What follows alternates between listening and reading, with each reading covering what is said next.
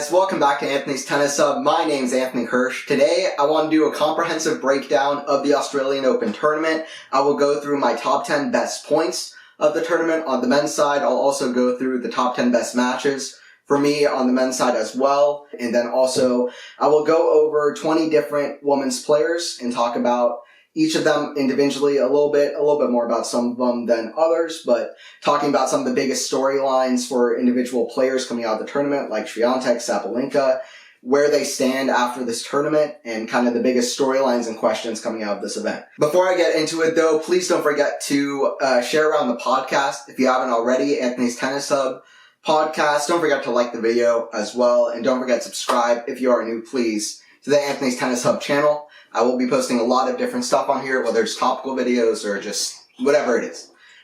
Anyway, top 10 best men's points of the Australian Open. This is my list. This is my subjective list. Everybody will have different lists. I saw Australian Open TV posted their own list, and I vehemently disagreed with almost everything on it. Shout out Australian Open TV though. They've been doing better with highlights and stuff like that, but this list I just could not get on board with. So this is my list. This is just my list.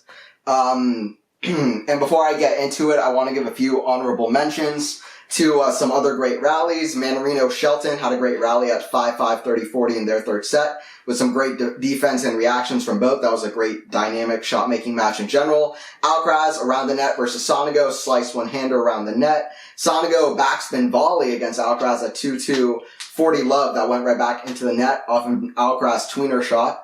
Sinner's championship point, one of the best championship points ever, just smashed a forehand. It wasn't even clear he was going to hit a winner off a Medvedev shot, and just classic Sinner, just being able to generate pace. It was an incredible championship point. Sinner Khachanov, two forehands that they hit in succession at 5-5. Khachanov first after a long rally with just a lung-busting rally, and then a huge forehand from Khachanov right off the baseline, and then Sinner to break another big one down the line. So those were two. Sinner's was off a very difficult, both theirs were in very difficult positions. So definitely shout out to those. Zverev and Medvedev had a 40-plus shot rally that it wasn't always, the highest level or the flashiest play, but it ended with a half volley by Zverev. That was a good half volley, and Medvedev drop shot return of serve in the same match at 5-5 in the fourth set tiebreaker. Definitely one of the more, pivotal points in the whole tournament. Because if Medvedev didn't hit that shot, could have been match point for Zverev, then who knows. Okay, and then just a couple more to rattle off here. Sinner's return of a drop shot at 2-2, 40 love for Djokovic. He would end up breaking in that same game. Sinner, this was an incredible shot. This was my number 11. Very close to getting on here, but just missed the cut. And also against Djokovic, Fritz, forehand cross court at 4-3. He played a fantastic match. They played a great rally. Djokovic looked like he had a winner with a forehand cross court angle, and Fritz just said right back at you with a forehand angle cross court. He was up a break at 4-3 serving, and he played amazing throughout that 4-3 game to win that set as well. And almost 4 hours with Djokovic. He pushed him so hard, Novak. I mean, listen, it could be one of many factors for why Djokovic struggled so much in the Sinner match. He had tough ones against Prismic. He had tough ones against Popyrin, against Fritz. All of them went about 4 hours. And he went 0 for 15 on break points for the first time in his career. That was part of it. Great match by Fritz, and this forehand cross court and that point as a whole was really fantastic. He really clutched up, did Fritz there at that 4-3 game. So those are some honorable mentions, and now onto the list. Number 10, I have one that I think is completely and utterly underrated. Lorenzo Sonego in that amazing shot-making Carlos Alcaraz match that might end up going as an underrated match because it was only a second-round match, and, Alcaraz didn't even end up having a huge run in the event, so it was only 4 sets, but this was a fantastic match. And Sonego, right at the feet, inside in, forehand winner, inside in, down the ad side alley. And he hits what is clocked in, unless there was a typo, at 130 miles per hour forehand. Let me know if you think the shot radar was off, or if you think that there was a typo or you think that maybe this is the fastest forehand ever, but this shot was just absolutely unbelievable. And right when I saw it, I couldn't believe the way Sonego hit this forehand. I couldn't believe how fast it was. I really thought that was one of the fastest forehands I've ever seen. And this was just, I mean, the pace of the shot, the skill to hit it the way he did as well, very difficult. Sometimes you think that the fastest forehands are these kind of, zero pace, shots coming at them with zero pace, short in the court. They have a big swing on it. Really oftentimes with these like high level, like muscular, strong kind of athletes that you get in tennis, sometimes it's just feet planted into position and just rip it, short swing, even with some pace coming at you. That sometimes gets some of the fastest shots. Anyway, this was amazing, underrated, 130 whatever miles per hour forehand. That was a great shot. Also, another one that's underrated, Mate Valkus over the shoulder against Max Purcell in their match. Incredible shot. This wasn't say like the Alcaraz shot at Roland Garros against Djokovic where there's a lob over your head, you're running backwards, and then it looks like even to get to the shot would be incredible. It wasn't really like that, but what it was incredible amount of skill, vision, and fearlessness to try the shot out, and it was perfectly hit down the line. Maybe a little bit of a mishit that helped him out a little bit, but either way, tennis helps you out when you're going for a crazy shot. If you're going all in, then those kind of mishits will probably go into your favor a little bit more. Number 8, I have a more commonly known rally, or a bigger match, let's say, a more popular match from this tournament that got a lot of attention. Fritz versus de Minaur rally at 5-4 in their second set tiebreaker. Rublev versus de Minaur was an exceptional match. Up until the 5th set, where still the level is high just from the side of Rublev, de Minaur really ran out of legs, also with the way that he plays. But, Rublev showed that just his all-offense game just has so much, he has so much more to him to show, and that game can be really effective. And de Minaur, just a completely different player, the way he's turning defense to offense. I hope he keeps it up throughout the season. He'll have to defend points in Acapulco. That's coming up. So I hope that de Minaur can keep it up, but this was just a fantastic rally, blow for blow. Huge shots right on top of the baseline. And then, Rublev probably could have hit a more effective backhand. It stayed pretty short. It wasn't that much pace on it. Moving into the net, but de Minaur with a great lob anyway to over the head of Rublev. That's number 8. Number 7 is Fritz's backhand down the line against Tsitsipas to go up 5-3 in their 4th set. This was sensational. Tsitsipas hit a great one-handed backhand cross court. Looked like it might be even too much for Fritz. Fritz, with weird form on the shot, but just like completely smashes a backhand down the line. And just a capitalization on one of the best performances of Fritz's career. This whole event for him was great and a huge positive step in the right direction after the kind of things that he was dealing with last year. And I'll talk more about these players and kind of the storylines coming off of Australia later in the video when I break down different players, but that was a great shot. Going a little bit quicker here, Tsitsipas backhand just over the net winner against Bergs. This was fantastic. It was one in a million, really. Berg's shot was one of those backspin backspin volleys you see all the time. Go on the other side of the net, go over. It's always impressive. But Tsitsipas, like a madman, he's already inside the court. Berg's shot pops up a little bit, so Tsitsipas has a little bit of time to make the shot even literally possible. But the ball's already on the other side of the net. Bergs is at the net, but Tsitsipas, like a madman, reaches his racket over, tries to hit it pretty flat, goes for a winner the opposite angle, and has to stop himself from running into the net, has to stop himself from his racket touching the net, either on the other side or on his side. And it's incredible balance. Watch the shot if you haven't already. This was 1 in a million. Hurkacz Medvedev, tweener, and a kind of return off a smash from Medvedev. Great rally, I believe, in the second set. Hurkacz hit a tweener. There were just great shots exchanged back and forth. Medvedev, to me, hit the most impressive shot of the rally, which Hurkacz hit an overhead, and Medvedev, with incredible kind of defense athleticism, hit a kind of almost like an overhead back, but it wasn't like the one against Zverev, but it was still a great lob off defense. This was a fantastic rally, one of the best of the event, no doubt about it. Sinner Medvedev rally at 4-2 in their 5th set. Speaking of amazing rallies, Sinner and Medvedev, both trying to be the first kind of younger generation guy to win the Australian Open. First one since 2005, not named Wawrinka. Nadal, Djokovic, Federer, much older than both these guys, all of those players. These are both, I guess, next generation guys to some extent. This reminded me of Federer Nadal 2017 towards the end of that match at, I believe, 4-3.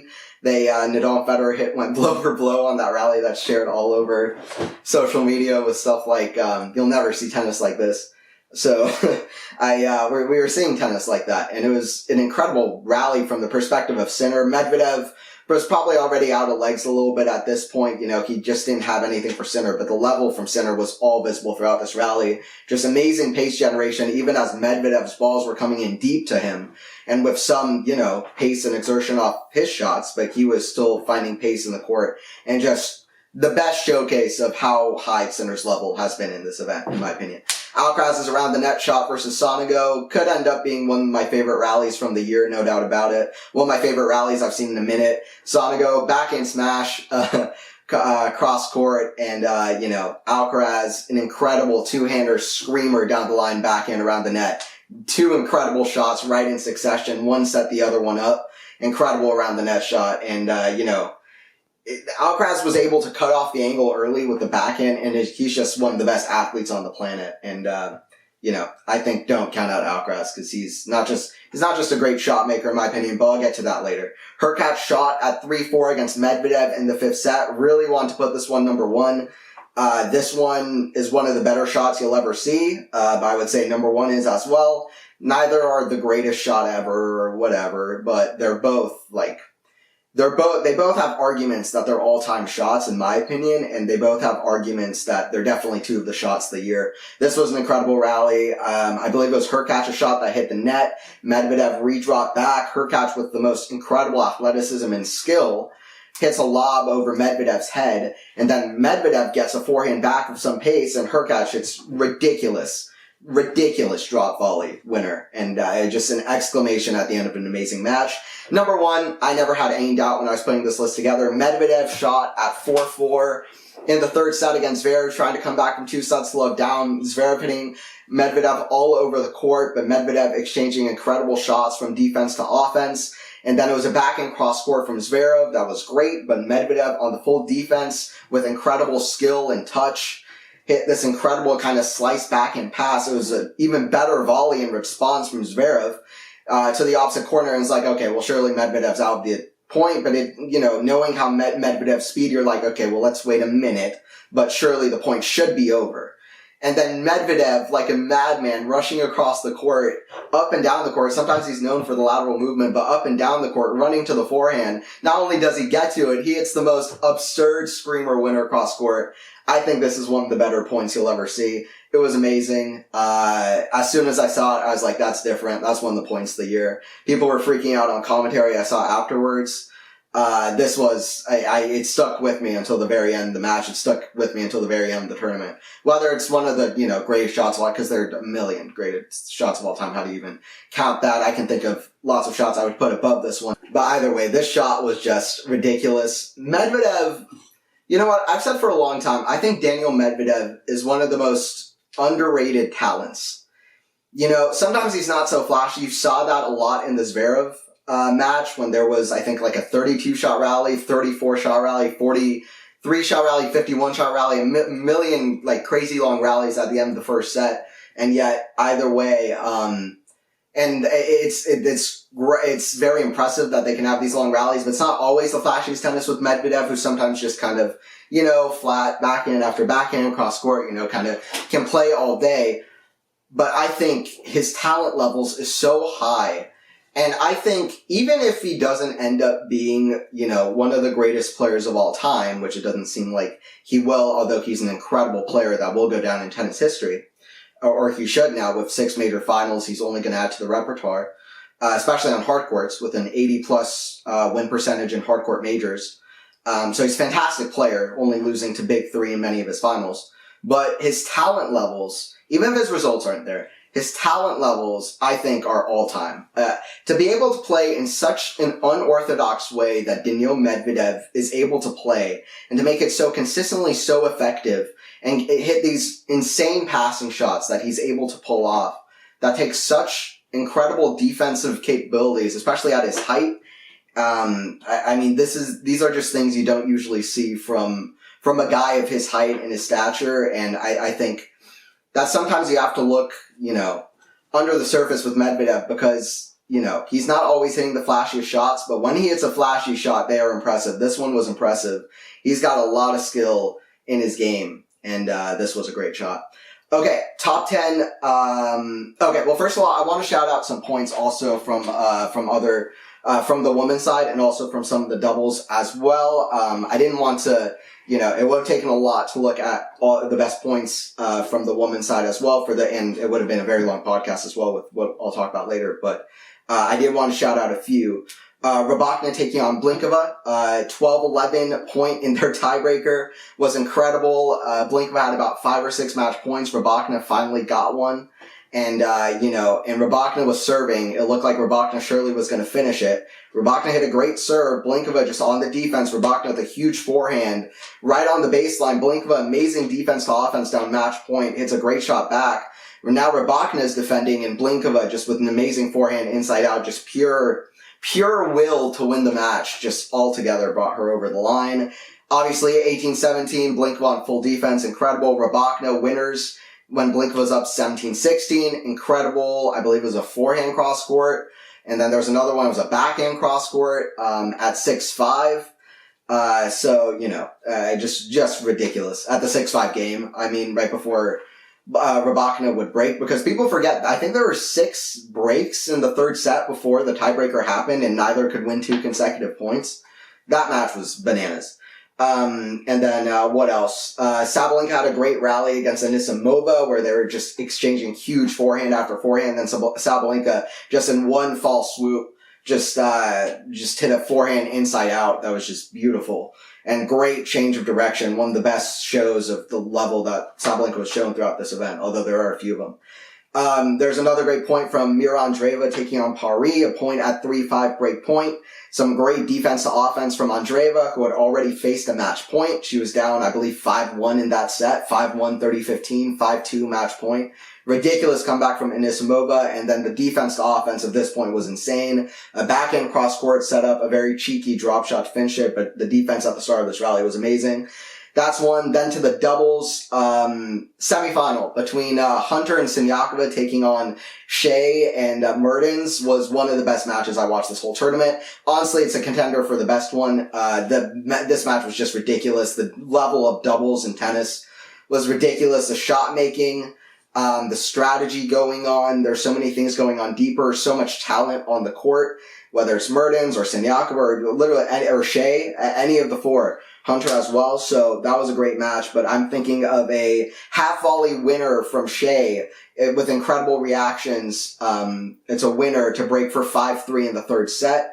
Also, Mertens' match point there was amazing with a backhand cross-court passing shot. And also in the men's doubles, Hoffman hit an incredible behind-the-back reaction shot that actually happened about 2 minutes away from when Shea hit her half-volley winner to break at 5-3. Those were both great matches. They were happening at the same time. Some of the most fun I had watching this whole event. I talked about it in the last podcast. Shout out to the doubles. Okay, so those were some great points. On to the top 10 matches, and then I'll kind of go player by player and kind of talk about the biggest storylines and biggest questions to take out from this event as a whole. So, okay. First, I have some honorable mentions. Mannarino Shelton. Great match. 5-setter. Mannarino's third 5-setter in a row win. 2 flashy players. This one was fun. Djokovic taking on Prismic. First round, but it was only the 5th 4-hour-plus match that Djokovic played this whole decade. And, Prismic just very few, a lot of people hadn't even heard of this kid, but I'd heard of him, but I didn't know that much about him. And, playing his idol Djokovic and winning a lot of long rallies against Djokovic, he was doing a lot of stuff you don't see against Novak and kind of set the tone for the tournament, Novak's tournament altogether. And it was a fantastic match to watch. The way Prismic was able to pull out the second set as well. Fantastic. Struff Kecmanovic was really, really good as well. Jan-Lennard Struff, just one of the most stone-cold players on the tour, but Kecmanovic getting it done anyway. Long rally on match point. Cameron Norrie taking on Zverev. Norrie actually played a really fantastic match. Just, unfortunately, the tiebreaker at the end, the 5th set tiebreaker was very one-sided. And then what else? What other matches to kind of name out here? Rublev taking on Sabath Wielch was a fantastic match as well. Sakulin Greek Spore. What else? You know, there's some really good ones. Medvedev versus Vori. A few to name. Yeah, I don't think there are any others that big. Top 10.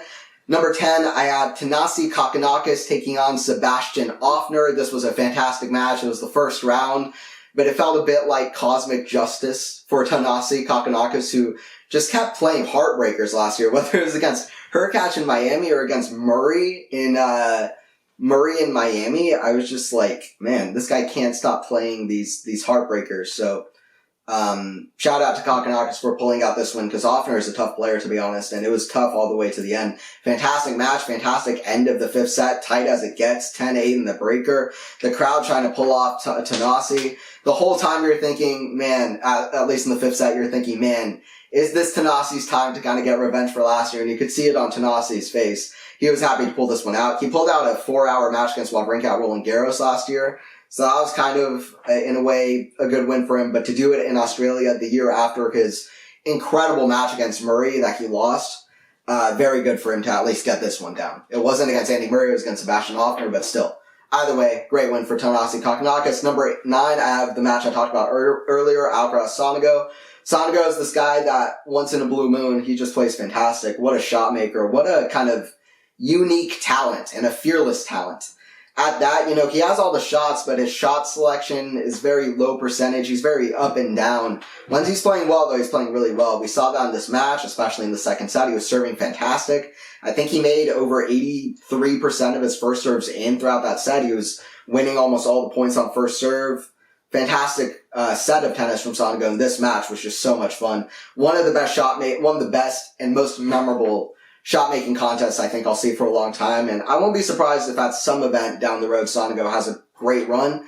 I don't think he's ever going to be a top tenner.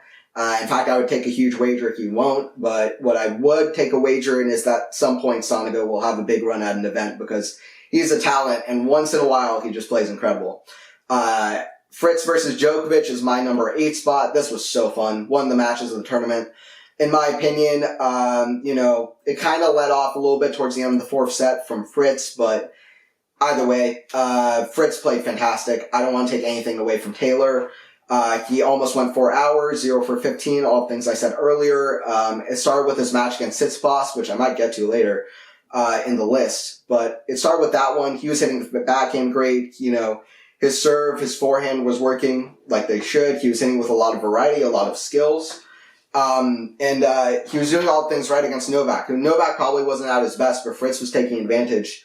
And just a really good performance from Taylor. Number 7, Purcell versus Casper Ruud. Max Purcell hit, I believe, over 90 winners in this match. Something ridiculous like that. Not even that many errors either. He was playing incredible. But just a showcase of Casper Ruud was playing really well at the start of the Australian Open United Cup as well. I think he tired himself out with a few matches, but he was playing really, really well. And Max Purcell, it came down to the tiebreaker, where Ruud just played a better tiebreaker, but Purcell fought well. 10-7, the fifth set tiebreaker. This ended around the same time, about 3 minutes away from when Zverev won 10-7 his tiebreaker against Lucas Klein. This one was even better than that one. The level was better. And just a really good match. Number 6, Struff taking on Hijikata. This is fantastic. If you watch some of the replay or the highlights, I got to catch a tiny bit of this one, and it was just incredible. The fifth set, the atmosphere, Hijikata's such a talented youngster, and Jan-Lennard Struff, man, he is one of the most just stone cold, saving match points like it's nothing kind of players.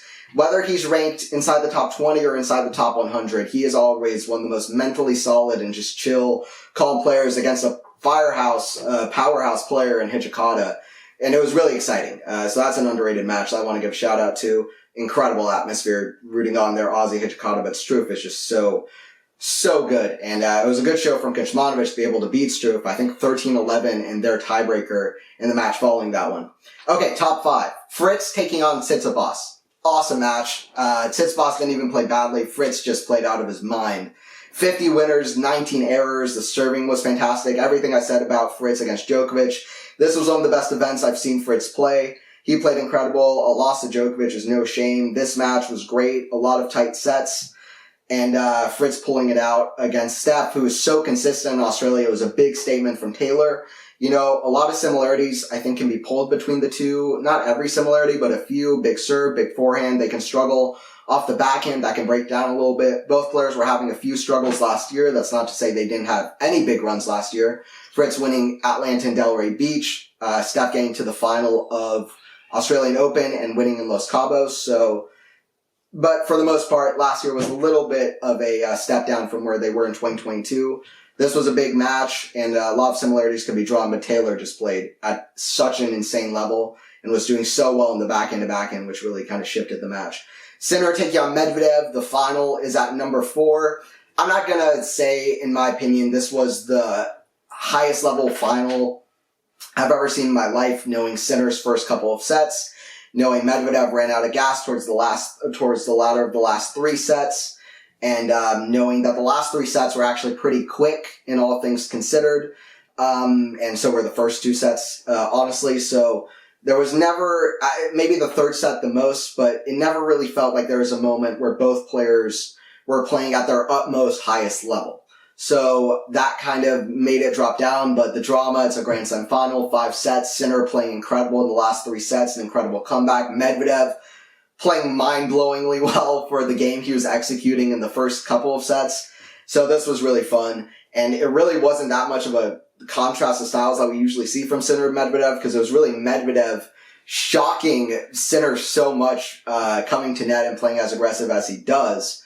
And then Sinner just having to respond to that. But I think he moved back. He found some shape on his shots. Did Sinner, he found a way to be aggressive and make it effective. And Medvedev just ran out of gas. I'm glad to sing all the flowers to Medvedev, because it'd be so easy for people to point to this is his second loss from 2 sets up in a major final and say he played a bad tournament. But no, it's a warrior's effort to play over 24 hours in the event and fight as well as he did throughout the tournament and bring out some of the great shot making he did throughout this tournament. So shout out to Medvedev.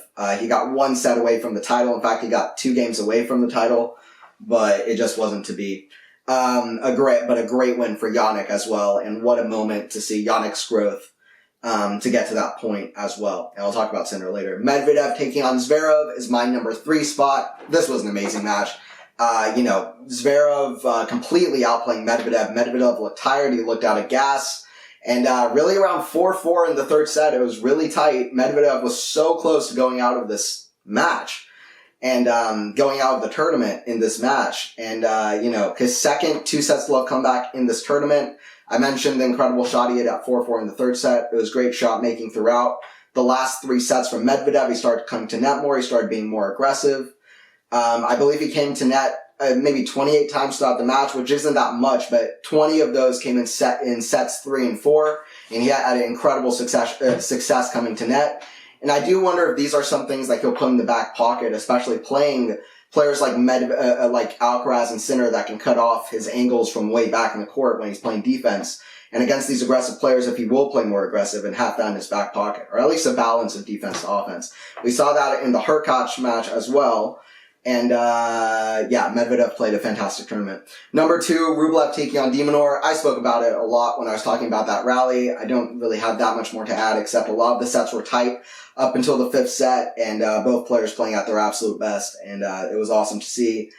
In the 4th round, the Aussie crowd made the atmosphere electric. And it was sad for them, especially that 5th set, but still, Demon played amazing. So I think only good things for Demon if he can keep up this level. Number 1, Medvedev taking on Hurkacz, quarterfinal. This was amazing. Medvedev right from the first game, returning at the baseline strategy. We had a lot of long rallies actually between the 2 guys. I think we had 70 rallies go 9+ shots, which is really weird for 2 guys like Medvedev and Hurkacz, who are sometimes more big servers.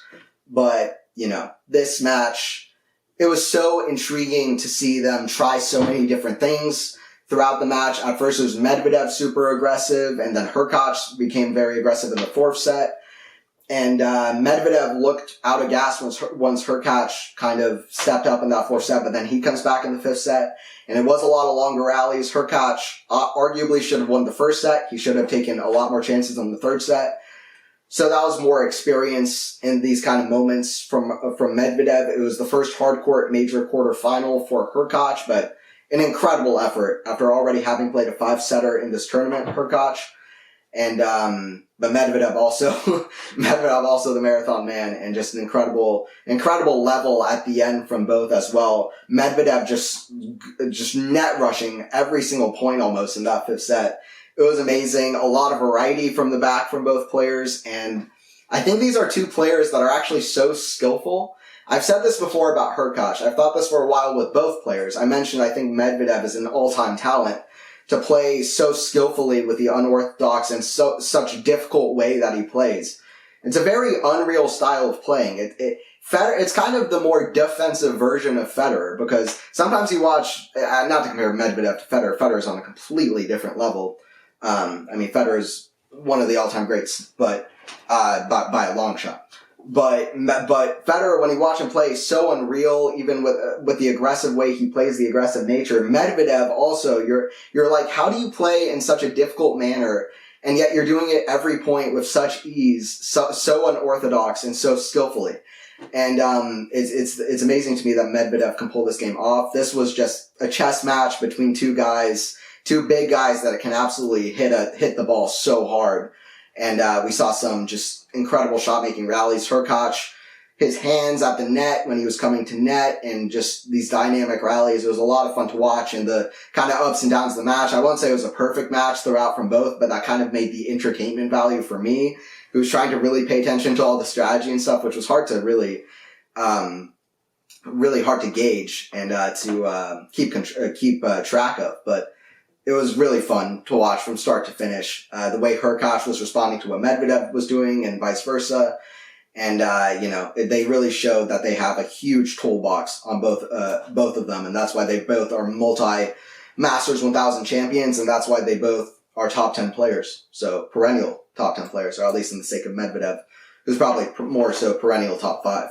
And then to also talk about and then also just give a shout out to some of the really great women's matches we had throughout this event. There were some fantastic ones, especially in the first week of the tournament. But Mertens versus Kostyuk was fantastic. Swiatek Collins, we all saw that one. Rybakina Blinkova, that one's going to go into the history books. An incredible tiebreaker and an incredible match altogether. Gauff taking on Sabalenka. I talked about that a lot in in my last podcast I did, which I will link above my head. Zheng taking on Wang was incredible. 10-8 in the 3rd set tiebreaker, one of the best match points of the tournament, if not the best. Andreeva taking on Paris, a ridiculous comeback from Mira, which I already spoke about. Zheng taking on Kalinskaya, Noskova upset over Swiatek, and Stevens over Kalinskaya. All fantastic matches. Sloane Stevens played a great tournament, but Kalinskaya also fantastic, and I want to talk about Kalinskaya in a minute. And now I want to talk about 20 players on the women's side. I'll breeze through some of them. I'll talk deeper about some of them, talking about some of the biggest questions and storylines coming out of this tournament. All right, so I want to go over 20 women's players now throughout this event. So first I want to start with Kalinskaya. She had never been top 50 in the world. She had never been past the second round of a major, and yet she reaches the quarterfinals. In fact, she takes the first set off of Zheng as well, who reached the final in a tiebreaker. She played fantastic. She's just always so calm. She clearly believes in herself. When asked if she expected herself to get to this point, she said, yeah, I wouldn't be surprised if I reached the quarterfinals. Which is what you want. You want that fearless and that confidence in a game of such kind of tiny margins that depends so much on rhythm, momentum, mental game, that comes down to only a few points, some big points. That confidence is actually a really big thing. And sometimes it comes with getting the rest of your game to work well, but to be that confident is a very big thing. And anyway, she had never been top 50, never made past the second round. She beat Volley-Nets, Roos, and Stevens, the former and the latter, in 3 sets. And then also beat Jasmine Paolini, who's been playing fantastic, 6-4, 6-2. That was in the 4th round. She's really not an aggressive player at all. She's very kind of defensive, just calm, defensive, just doing her things. But she's so skillful. She has all the tools, kind of the effective kind of depth, variety, and good speed to back it up. So she's a very kind of complete player in a very defensive kind of package. She's not this all-in-your-face player, but she was fantastic in this tournament. So shout out to Kalinskaya. Also, Kostyuk. Kostyuk is a great mover. She comes to net a lot. She played a really great tournament. I think against Coco, we didn't see the best tennis from either player, but also got a set from Gauff, who's also a great mover. She beat Mertens in a third set tiebreaker, one of the matches of the tournament. And then, she took advantage of her draw, Timofeeva, Vondrousova, a Russian player as well. She's been having actually very tough draws, has Kostyuk, ever since around Cincinnati, where she lost to Paolini, who's also a very good player. But outside of that, she's only played top 20 opponents since the grass lead-ups for Wimbledon. So she's somebody to watch. She only just turned 21 years old last June, so young player. And she's another just really good mover with kind of good variety and kind of an all-court game. Likes to come to net, so good for Kostyuk. Both players reached the quarterfinals, had great runs, losing to Zheng and to Gauff. Probably two of the best three players of the whole event, adding on to Sabalenka. Then another player I want to talk about, Alexandrova. She can be a great player, but she's been really off. She lost 10-8 to Siegmund. She had a great run last year, 4th round Wimbledon, 3rd round US Open, final in Cleveland, but since US Open, she's got 7-8. So we'll see if she kind of finds her way back again, because she's been losing some weird matches, like to Wickmeyer, like to Riera, who's outside the top 100, so she's just off her game entirely. And that Siegmund match was really weird. It had 8 breaks in the second set and 15 breaks overall. And then who else? Samsonova. Samsonova's still in the top 15, but she's not playing like it. She had a great run in Beijing last year at her best. She's fantastic. I really like Samsonova, and I expect that she will get her game back. I love her flashy looking, strange forehand, that would just get some incredible acceleration. And she has some great kind of slice and drop shots as well, but 16 errors and 36 winners over Anisimova, the way Amanda was playing in this tournament. And the way she was playing in, Brisbane as well, I'd like to say, is just not going to cut it. So, Samsonova, I hope she picks up her level, because she is not the player that she was pre-Beijing, now after Beijing.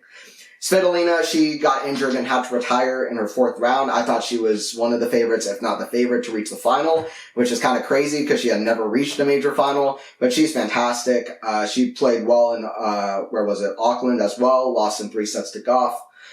She'll be back. It's too bad with the injury. This was a great opportunity for her in a major, another really good defensive player.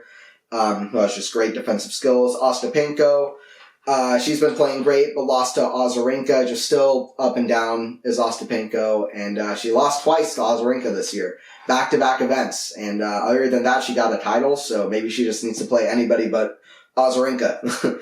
Krejcikova, she had a really good event, lost to Sabalenka in the quarterfinals, but a good win over Mira Andreeva, a great run from her, and hopefully she can pick up her level, because she's a good watch. She's just solid, she's high level, high tier, and when she's playing her best, you don't want to play her. Then Sakkari.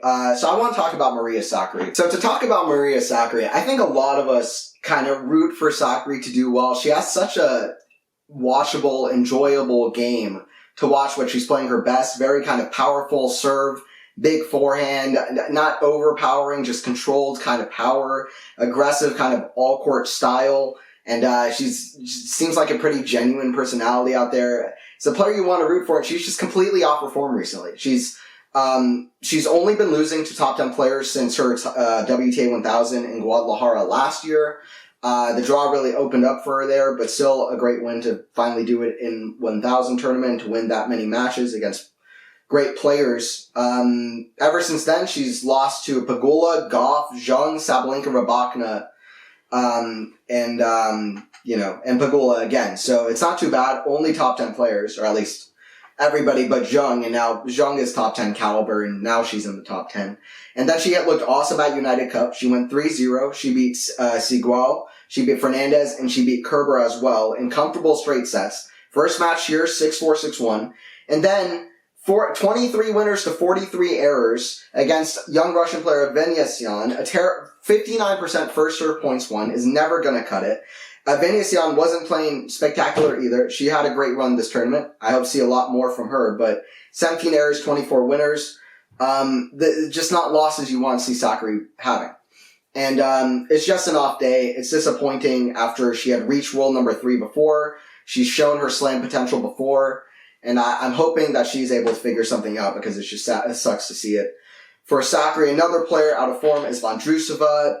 Don't really know what to expect from her this season. You know, she won Wimbledon. When she's on, she's on. She's now reached a big final, a final at a big event at all 3 surfaces, which is hilarious. Roland Garros, Wimbledon, and the Olympics on hard courts in Tokyo. But she has a great game with power, with finesse, very kind of dictating game with just great skill when she's playing her best. But it's a low percentage game to play, does Vondrousova have, and right now it's very low percentage, and she goes out in the first round, and that's just another loss that you don't really want to see. Zheng, Zheng, she's a storyline coming out of this, a finalist from this tournament, and I guess the question is, can she reach more major finals? Is she going to reach more major finals now? What is her potential? What she needs to improve? Will she continue to rise? Will she break the top 5? She's already at number 7 in the world. I guess the question about Zheng is she didn't play a single player inside the top 50 up until Sabalenka in the final. That being said, on an eye test, she's one of the better athletes on the tour, one of the best athletes on the tour. She's one of the best talents on the tour. Some of the shots she can hit consistently are really crazy to watch and shows a very, very clear talent level. She's been good quite young. She's been around a while, ever since even 15, 16, 17. I had heard her name before. And, she's been rising up. The serve needs a lot of improvement. She has this kind of hitch in her serve, I think, that can be a little bit more fluid. Her shot selection. She has stuff to figure out, but, this is an era where a lot of big hitting players are doing well. I think she can add to that. She needs experience. I think experience was lacking against Sabalenka. That's a good experience for her. And to know what to do. But the serve is just a big thing that she needs to improve, because Sabalenka and Rybakina, they're big hitting players, but they can back up the serve. So, do I think she'll stay top 10? Yeah, for the most part, yes. I mean, she might drop down to number 11 or 12, but I think for the most part, she's ready. I think she's ready to be a top 10 caliber player for the most part. About 90% ready to be there. And I think that she can hold up. I don't know number 7 in the world for the time being, but I think she can climb up there. Maybe ran ahead, her potential ran ahead of her a little bit too much. And I don't know if she's going to be able to sustain it, but I think for the most part it's sustainable, especially in a year or two's time as she makes all these improvements, as she gets more consistent. I don't know if her game is ever going to be as high percentage as, say, Swiatek, but she can change things around. She's very young still. And, we're seeing players like Sabalenka and Rybakina, who you would think have very low percentage games, still be able to figure it out. And with her talent levels, she works hard, very hard. And I think that, she deserves it. And it's good to see for Zheng. So I think, I don't think we'll see it. Personally, I don't think we'll see her reach another major final over the next year or two. But maybe 3 years from now, or even 2-3 years from now, we could see her in more major finals with some time, with some improvements. And I think that maybe it's a little bit ahead of schedule, but she's going to catch up. The serve needs a lot of improvements if she wants to be one of these other big hitting players on the tour. But what an athlete is Zheng, is what I have to say, and I think she'll figure it out. Jabeur had a very opposite tournament to Zheng. Is it past time for Jabeur? Did she pass the deadline for when she can win a major? Because you don't look at Jabeur and you ask, can she be top 5? Can she be top 10? The question is, can she win a major? Because she's a player that's played at such a high level to not have a major. She has the talent for it. She has the mentality, like coming back against Sabalenka and Rybakina from down a set. And I don't know. I don't know the answer, because she lost to Mira Andreeva, the young in very dominant fashion. The young talents are only coming up still. You have Swiatek, you have Rybakina, you have Sabalenka. I mean, all the players on tour, Gauff. It's only going to get harder for her. And I don't know.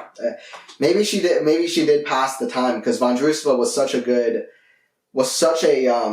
chance in the final there. I think if she doesn't get a major, I think she'd be the best women's player, in my opinion, to never grab a major. Who was, I think, Dinara Safina also never grabbed a major, if I'm not mistaken. Yankovic, Mary Jo Fernandez. There are some good ones as well, but for me, yeah, Safina reached 3 finals but never won one, like where Ons Jabeur is at the moment. I will bet that Ons Jabeur will reach another major final because she has the utter passion to get there and back to those stages. I think she put too much pressure on her at the Wimbledon final.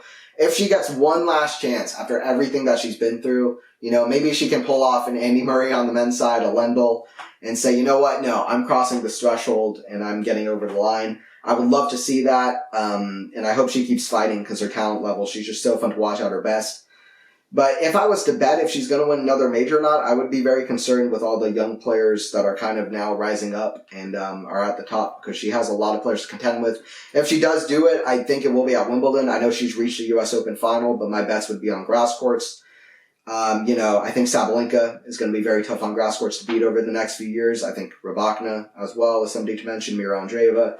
So we'll see how she can pair up against those. But if she continues with the same confidence, with the same determination, and she puts less pressure on herself in the final, you never know. I don't know if I'd bet on it. I would hope for it for Ons Jabeur's sake because she so much deserves a major title, to be honest, with the level that she can bring. So we'll see. I wouldn't bet on it, but I think that she's a player who's deserving of it, and I hope she can keep the confidence, determination to do it, because that'll be a huge thing for Ons, and that's what led her to the Wimbledon final against Vondrousova. Rybakina. So the questions on Rybakina. So I have 5 players to rattle off here. Rybakina, she lost the second round to Blinkova. I think a lot of people put her as a favorite in this tournament. I don't know if playing Adelaide hindered her. She had such an incredible Brisbane tournament. Some amazing matches there early on, such as a 6-1 victory where she, I believe, served over 79% of her first serves in, won over 80% of first serve points, and just countless winners. And then against Sabalenka was up 6-0, 2-0, won 6-0, 6-2. Rybakina played great in Brisbane. I think she was a favorite for a lot of people coming in, but she never found that level. In fact, I picked her for the title. Even before Brisbane, I actually picked her for the Australian Open title. And, Blinkova just showed up and she said, you know what? No, this is my match. And you gotta respect that. The questions are, what's next? What's next for Rybakina, after this tournament? And also, where does she stand in women's tennis? And does she need to make a stand? And it's kind of a statement this year that she also belongs at the top with Sabalenka, with Iga. And yes, the answer is yes. She needs to make a statement this year that she belongs. Will she be able to? I think even coming into this tournament, she had a lot of pressure on her after Brisbane. I think that actually hindered her. I think Rybakina likes it when she has less pressure on her shoulders. That helped her in Rome. It helped her at Wimbledon. Even in the Sunshine Double to some extent after losing Sabalenka in the final at Australia. So I think that will help her out. I still like Rybakina a lot. Her peak level is outrageous, like we saw in Brisbane. I'm not counting her out yet. If she has a few more months where she doesn't reach success, especially I think she should do well at the Sunshine Double, etc., then I will count her out. But you know what? I'll confidently say that I'm not going to count her out yet with the peak level and the talent that she can show, her footwork, her skill level, and just her outrageously huge hitting that really paints the lines. It's not really like Sabalenka where Rybakina, when she's playing her best, she's just going to the lines, and it's incredible to watch her movement. It's like perfection when she's playing at her best. It's a contender for one of the highest peak levels. She found great consistency in that for about a year's time, from Wimbledon 2022 to about Rome 2023. And then she played a great event in Brisbane. That was a great way to start her season. I hope we see more of that Rybakina in the kind of weeks to come and months to come. And then also Pegula. The question for Jessica Pegula is kind of what's up with her. A bad start to the season. She went 49-0 last year in terms of winning matches after taking the first set. Loses to Katie Bolter. After Bolter had multiple chances in the first set, Pegula took that first set, saving set points. And then Bolter comes back and wins in 3 sets. Very unlike Pegula, very strange. Bolter played fantastic. I was happy to see it for Bolter. Sometimes can struggle to put away top players despite having the level to compete with them. But, then loses to Burrell 6-4, 6-2. She hits 9 winners in the match, 20 plus errors. Big step down from the consistency we saw last year, the consistent level we saw her play last year, and the consistent game that she brings. Even good aggression, like we saw in Canada, especially in Cancun. from the side of Jessica Pegula. And if I was to predict, I'd say that, yes, I think we will see a step down in level. I did predict in my WTA year-end rankings. I put her at number 6, but I even said that maybe a slight step down in level. When I said that, I was thinking, you know what, Pegula's always consistent, but I do have this weird feeling that maybe she will have a step down because it's going to be hard to sustain what she got at the end of last year. Maybe that was her heights.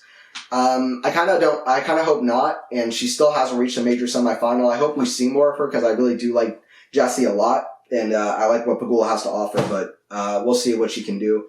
But yes, I will predict this will be a step down because it's such a big step down from where she was from the WTA finals to where she is now that the amount of it's such a big step so quickly that I do feel like maybe this season will be a little bit off from her, but we'll see what she can do. Gauff, great performance. She continues to be tough, incredible athlete. What a mentality on her shoulders. The forehand is the one thing that can use improvements against Sabalenka. I talked about in the last podcast, but forehand, she was really getting dismantled and a bit destroyed off the forehand rallies against Sabalenka. Didn't really have anything for Arena. But she continues to be a tough player. She had a chance, 6-5, 30 glove serving against Arena. And, she had chances to put that away, but Sabalenka in this tournament was she was playing at such a top level. But still, Gauff, not disappointing at all. Semifinal to follow up a major title, her first one. As a teenager, I think she now has had 50 wins at majors as a teenager, which is just, what in the world? That is, come on. That's ridiculous from Coco. Some of these stats, you read them and they're just numbers, but 50, just think about 50, winning 50 think about winning 50 matches, right? Like if you play recreational or junior, think about winning 50 matches. Okay, now imagine you're a teenager. Now imagine that you're playing at the Grand Slams main draw, and you win 50 matches as a teenager in the Grand Slams at the main draw. That is just ridiculous. There are only 4 majors a year. There are 7 matches maximum in a Grand Slam. She's reached 2 finals, so only at 2 majors she's even gotten a chance to play 7 matches. 50 matches at the majors as a teenager, won, which is just amazing. I think it ties her with Lindsay Davenport, if I'm not mistaken. So the questions for Gauff is where she's standing in women's tennis. To me, I have a clear answer. She's at the top. Gauff is at the top. She still needs to work on the forehand. She needs to work on her game, but the Sabalenka match, what she showed at the end of last year, she's at the top of the game. She still needs improvement. She's still young. She's improving still, but I think watch out for her in the clay season. The question is, can she move the performance that she's had from hard to clay courts? I think she absolutely can. Can she win a major this year? I don't think so, but I think she will win more majors. I think she's right at the top, and I think she's a great addition to the tour, and I think we'll see more of her. Because she's already proven herself in that way to me over the years with the strong mentality she has, her will to improve, and her skill, her athleticism, her ridiculous backhand. That's just incredible. So yeah, I think she's right at the top. Sabalenka, Arina Sabalenka, winning her second major title. The question is, will she win more, like a lot of more majors over the next few? Is she in the next one up? Is she going to be multiple major champion? Is she going to win as many as Swiatek? All these questions that you're kind of asked. And, I think it was a great event for her. She jumped a big hurdle in the semifinal and the final for Arina, which I was really happy to see. I think it's a big step for her. Now I will predict she'll win at least a couple more majors, one or two more majors at the least. And she could win a lot more. She's showing pretty much everything she needs to be at the top. The mental side was much better at the Australian Open. I will say I'll be much quicker to predict a lot more majors if she has a good performance like this outside the Australian Open, because it seems like at the Australian Open, she just absolutely plays her best tennis as soon as she steps onto the court. She's lost 1 set in the last 2 times that she's played this tournament. That was to Rybakina. So, in her first major final, the first set in her first major final. So, she plays the Australian Open differently. Last year, she still did have troubles, whether it was the major final in the U.S. Open, even the major semifinal against Keys to go down so quickly, but she pulled that one out. But then especially Mukova at match point, Roland Garros, Jabeur at Wimbledon. I like Sabalenka. I hope she can figure it out. This was a big step for her mentally. So I will be much quicker to say she'll win a lot more majors if she can get it done at, either Wimbledon or U.S. Open. But the way she played this Australian Open, I would bet, if I was taking a bet that she will win another Australian Open, I'll bet that she'll win a couple more majors. because she's shown the consistency at the majors, which is just amazing. 6 consecutive major semifinals. She hasn't lost a semifinal at a major since she lost to Camila Giorgi after taking the first set 6-0, 6-1 at the Roland Garros in 2022. She didn't play Wimbledon due to the Belarusian Russian rule, but since 2022 U.S. Open, she's been so consistent. So if Sabalenka shows a big run at Wimbledon where she gets a title, for example, then I will say I think she'll win a lot more majors. If she's able, but even at the moment, I think she'll definitely win a couple more. Very excited for Sabalenka, huge potential. She's so consistent at the majors now. And speaking of, Iga Swiatek is the last player I want to talk about on the women's side. Does she need her consistency at majors to improve a little bit? Now she's won a U.S. Open title, which was an incredible run from her, beating Jabeur in the final as well, beating Sabalenka in the semifinals. But outside of, since that run, outside of Roland Garros, the consistency hasn't really been there for her at the majors, which is not really a good sign for Iga.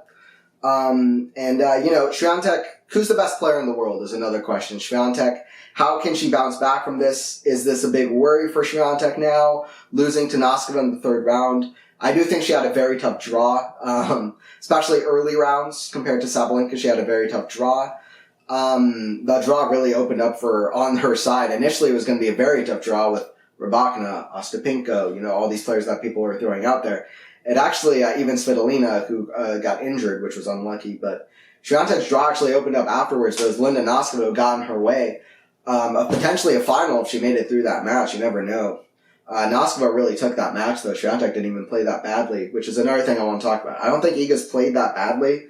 At the U.S. Open, she ran up against Ostapenko, who just seems to be a very tough player for Swiatek for whatever reason, even though that was, I believe, only her second loss to Ostapenko since she had that huge win streak at the start of 2022, but the player that she lost to right before that win streak started was Ostapenko in Dubai. So, 3 recent bad losses to Ostapenko, really. And that's kind of weird, but I just think Sabalenka now 6 consecutive major semis. I think at this point you do get worried for Swiatek's consistency going deep at the majors. Because this isn't usually what you see from a player who will win 10 plus, maybe 12 plus, 14 plus majors, which is what some people are throwing, the numbers that some people are throwing onto Iga. So, maybe she needs to,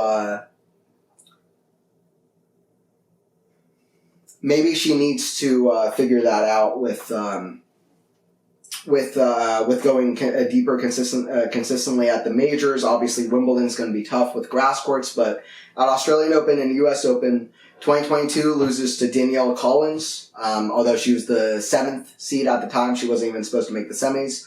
But then, at Wimbledon, losing to Elise Cornet. Then last year, losing to Rybakina in Australia, losing to Svitolina at Wimbledon, losing to Ostapenko, now losing to Noskova. All before the semifinals, quarterfinals. Not great for Swiatek, and we'll see how she can pick it up. Who do I think is the best player in the world between Swiatek and Sabalenka?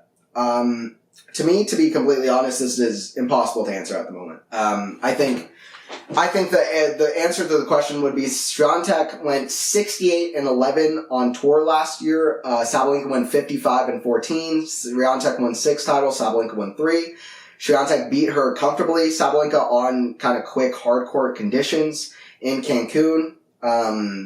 And she beat her comfortably, like 6-3, 6-2, pulling up all the stops, playing aggressive, volleying, all of these things. Swiatek has shown that she's with a lot of variety in that match, and with a lot of aggression as well. She's shown that she is able to beat Sabalenka. Sabalenka had a great run here. This is just one event. Swiatek had the WTA Finals. Sabalenka's had the Australian Open. I think Swiatek is the more decorated player at majors so far in her career, but even though Sabalenka's older, I think Swiatek has been the top player that she is now a bit longer than Sabalenka has. So I think Swiatek is the more decorated player at majors, but I think Sabalenka is the better player at majors at the moment. No doubt about it. But I think Swiatek probably is the better player outside of the majors at the moment. They're about equal in Masters, I would say. Although maybe Swiatek just a little bit better. It just slightly edges it out in the Masters. But I think in general, I think that they're pretty much like, it seems like 50-50 to me. And if not 50-50, I would put Swiatek slightly above, to be honest, because of the win-loss record, because of the WTA finals. Because she's able to already step up and win such big titles on hard courts and on clay courts last year. But I'd be ready and hoping to pick Sabalenka as well if she can step it up. I think these next few months are really going to answer our question for who's the best women's player in the world. Because basically, Sabalenka, I think, is the better at the majors. I think Swiatek is better outside of the majors. And who's more in form right now? Well, you'd probably say Sabalenka, but also this was just one tournament, and Swiatek finished last year incredibly well and went in with a 17-match win streak into Australia. So it's just tough to say. Like I said, I think Swiatek needs to improve on the early consistency at majors. And I'd say it's really about 50-50 at the moment. Partially because that crazy win-loss record and the great season Swiatek had last year. Sabalenka also had a great record at the majors. Right now, Sabalenka's better, but overall, I think it's probably about 50-50. So that's how I would answer the question. I think the next few months are going to be very interesting for women's tennis. On the next podcast, on the next video, I will be talking about going over 20 different men's players and talking about where I think they stand after the Australian Open like I did with the women's players, so watch out for that. I'll be right back on this channel. So don't forget to subscribe. Don't forget to ring the notification bell as well for Anthony's Tennis Hub if you did enjoy it. And don't forget to subscribe to the channel like always, and don't forget to like the video as well. I'll be back for more, and it's going to be interesting what happens after the Australian Open. I thought women's tennis has been a great place last year coming into the Australian Open. I thought it was so compelling. Sabalenka really took the reins on the event. And we'll see if she can keep that for the rest of the year, but she's got a lot of competition kind of next to her, but she is the one who's in the most momentum, no doubt about it. She defends her Australian Open title. We'll see what happens over the next few months, and I'll be here to talk about all of it. I'll see you guys in the next one.